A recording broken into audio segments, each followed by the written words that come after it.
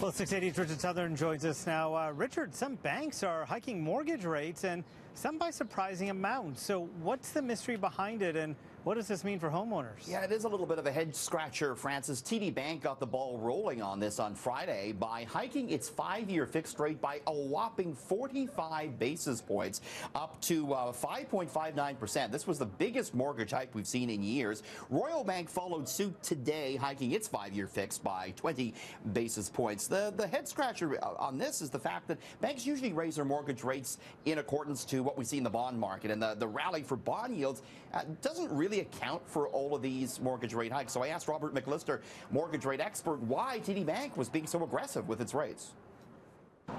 Well, they can be doing it for a variety of reasons, to try and get margins to improve a little bit, to offset perceived housing market risk, to get people to lock into a fixed rate. There's all kinds of reasons, potentially. What does this mean for someone with a fixed rate currently? If you're already in a fixed rate mortgage, then this doesn't have any impact on you. The biggest impact is folks that are trying to qualify for a new mortgage. And for those with a variable rate currently? No, very little impact for variable rate borrowers, except if you plan to lock in. This can potentially increase the fixed rates that you might want to lock into.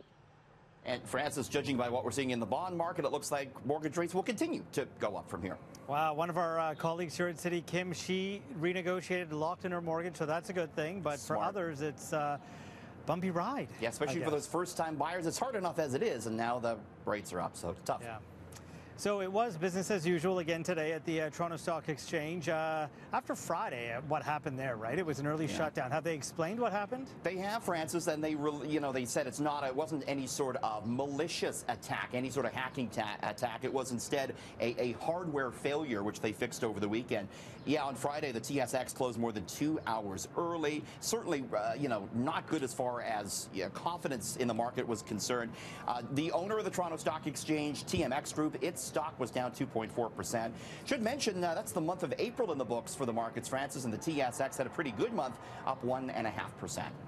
So Canada's Wonderland has opened for another season, but birth rates are falling, Richard. So the park is making some changes to appeal to more adults? Yeah. Millennials are not having babies in the same rate that their parents did for a variety of economic factors.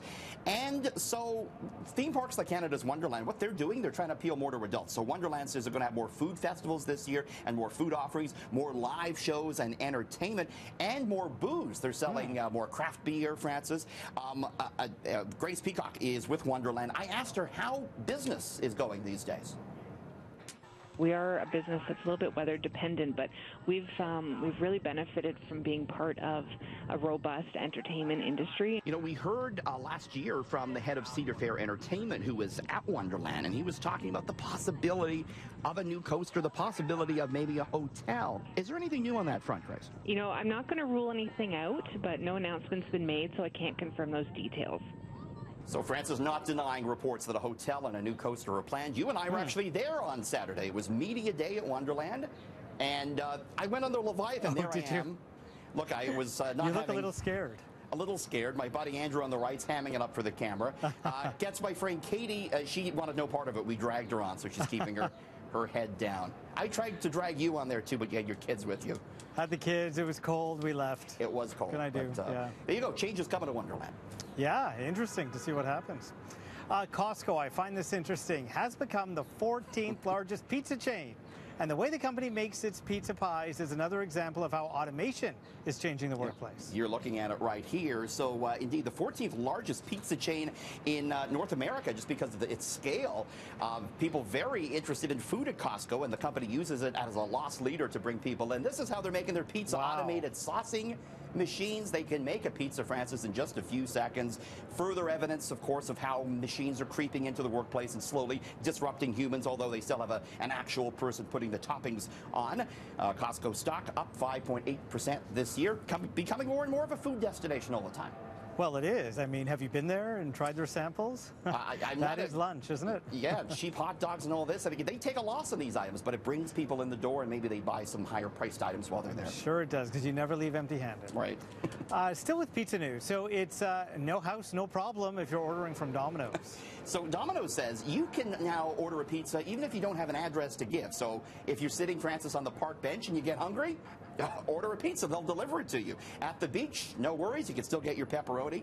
Domino's getting more and more into technology. In fact, some people view it more as a technology company than a pizzeria. It's the biggest pizza company in the world, though, at $12.2 billion in global sales last year, and the stock's hot on Wall Street. So Will and Kate have named their third royal baby Louis. Apparently, they weren't tempted to go with that hot new trend, you know, naming your baby after a food. Well, you know, in the baby business, they say this year, 2018, this is the hot trend, Francis, food-inspired baby names. So look at what they say is in for girls. Saffron, clementine, how about honey or brie? Cherry, ginger, plum, peaches, apricot, rosemary, or berry. As for boys, they say the big names this year could be basil, kale, Agnes, Chip, Caesar, Mac, rye, fig. What do you think, Francis? Could those names stick? Kale. There's nothing. Would you want to be named after kale? Like, nothing more 2018 than being named after kale, hard I to don't chew. think. Yeah. All right. Thank you, Richard. Thanks. We'll see you tomorrow. Here's Cynthia Mulligan.